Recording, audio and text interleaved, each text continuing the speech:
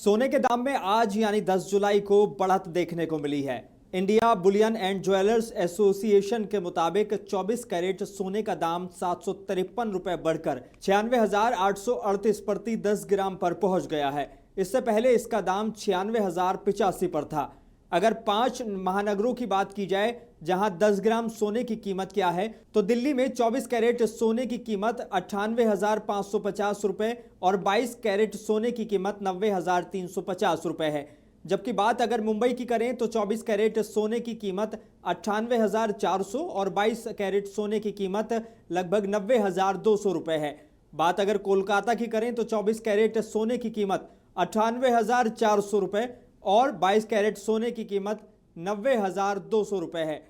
और बात चेन्नई की करें तो 24 कैरेट सोने की कीमत 98,400 रुपए और 22 कैरेट सोने की कीमत 90,200 रुपए है। और मध्य प्रदेश के भोपाल में 24 कैरेट सोने की कीमत 98,450 और 22 कैरेट सोने की कीमत 90,250 है।